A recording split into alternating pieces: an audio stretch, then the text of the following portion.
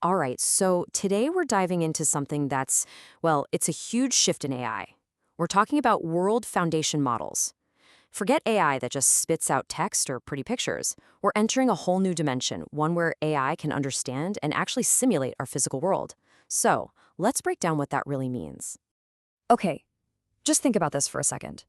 What if you could describe a scene, or an object, or heck, an entire interactive world, and an AI doesn't just, create an image of it, it actually builds it. I mean, a world you can literally walk through, a world you can interact with, all born from a single sentence you type. This sounds like sci-fi, right? Well, it's not anymore. So, what's the magic behind all this? It's a technology called multimodal AI. And really, it's pretty simple to grasp. It's just AI that works more like a human. We process stuff from all our senses at once, right? That's what this AI does. It's not just looking at text or images separately. It's taking in text, speech, video, vision, even 3D space, and understanding how it all fits together, all at the exact same time. Okay, so how big of a deal is this, really? Let's be clear, this isn't some small incremental update for the tech nerds. No way. We're looking at a massive economic and technological tidal wave, and the numbers? Well, the numbers prove it's already happening. Let's talk money, let's talk scale. The market for this kind of AI is just set to absolutely explode. We're talking a projection of over $13.5 billion by 2031. This is so far beyond experimental tech in a lab somewhere. This is big-time enterprise-level stuff that's going to reshape entire industries. So where is all this action happening? Right now, North America is kind of leading the pack, mostly because of massive investments in the underlying hardware and infrastructure. But honestly, that's not the whole story. The real headline here is the explosive growth happening over in the Asia-Pacific region. They're on track to have the fastest adoption rate by far over the next 10 years. All right, to really get how we pulled this off, we need to peek under the hood a little. The problem was getting AI to think in more than just words. It was like a language barrier, but for data. A fundamental breakthrough in how these systems are built was absolutely necessary. And here's where it gets super interesting. Researchers had this problem they called the bridge bottleneck. Think about it. The old way was so clunky. You had one AI model for text and a totally separate one for images. And they were trying to talk to each other over this flimsy, fragile little bridge. It just didn't work well. The new way? It's a single, unified model. Just one elegant system that processes everything together. Text, pixels, sound, the whole shebang. And of course, there are a bunch of different, really clever ways researchers are trying to build this unified mind. Some are going for a single system that does it all. Others are finding slick ways to train image and text data at the same time. But you know what? The specific method isn't the most important part. The key takeaway is that this shift, this move to a unified architecture, that is the engine driving this entire revolution. Okay, buckle up. Now we get to the really mind-bending stuff. We're about to look at models that aren't just describing our world, they're starting to simulate it. This is where we get into what's being called physical AI. And what does that mean? It means we're talking about models that are built from the ground up to get it, to understand things like geometry, physics, cause and effect. This lets them interact with a 3D world just like you, me, or a robot would. NVIDIA's Cosmos platform is a perfect example of this in action. Think of it as a whole ecosystem for teaching AI about the real world, mainly for robotics.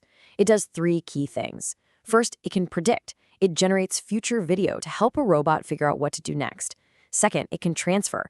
It turns data from a 3D simulator into super realistic video for training. And third, it can reason. It uses its understanding of physics to actually make sense of its surroundings. And then, on the other side of the coin, you've got Google's Genie. This thing is a true world model. It's incredible. You can give it a single sentence, something like, a futuristic city with flying cars, and boom, it generates a playable, interactive 3D world completely from scratch. And just look at the performance specs here. This is the wild part. Genie isn't just making a static picture. It's rendering a photorealistic world in real time at more than 20 frames per second. Plus, it has enough memory to remember what you've been doing. Why does this matter? Because it's a massive stepping stone towards creating basically unlimited virtual training grounds for even smarter AIs down the road.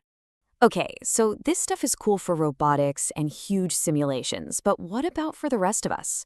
How does this tech actually end up in our hands, in our creative projects? let's talk about how these tools are becoming a kind of creative co-pilot for individuals in ways that, honestly, we've only ever dreamed about. Remember that question from the beginning? Can you just describe a change you want in a video and have an AI do it? Well, the answer is a resounding yes. These models can now follow plain English instructions. You can literally just say, make the sunset more vibrant, and then sit back and watch it happen. And you better believe the commercial market for these tools is already getting competitive. It's heating up fast. You've got players like OpenAI's Sora 2, which is amazing at cinematic physics. Then there's Google's Veo 3, which can actually generate its own audio and sound effects. And don't forget Runway's Gen 4.5, which is kind of the king of detailed editing control with things like motion brushes. You can see how each one is carving out its own space, offering a totally different kind of creative superpower. So yeah, the technology is moving at a breakneck speed. It's breathtaking. But as always, with this kind of incredible power comes some pretty immense challenges. And it raises some deep, profound questions about the future that we're all building together. Let's start with the most practical, real-world problem, the insane computational cost. I mean, trying to simulate even a tiny little piece of reality takes an astronomical amount of processing power. It's on a completely different level from what's needed for a simple text-based AI. Just look at these numbers. A normal request to a large language model, like a chatbot, that might use, say, a handful of GPUs. Okay, but running one of these new world models, you could need up to 4 times that. We're talking anywhere from 8 to 32 GPUs for just one request. That is a gigantic leap in both hardware demand and, of course, cost. And it's not just about the raw computing power. There are a bunch of other major hurdles on the horizon. There's something called the spatial reasoning gap, which we'll get to in a sec. But there are also huge geopolitical questions, like which countries are going to control this tech. There are massive societal issues, like job displacement. And then there's even this weird technical risk of creating a bunch of super powerful AIs that can't even talk to each other or work together. And that spatial reasoning problem? It is not a small thing. Researchers have called it a persistent challenge, and that's putting it mildly. Here's the deal. These models can generate absolutely gorgeous 3D images, right?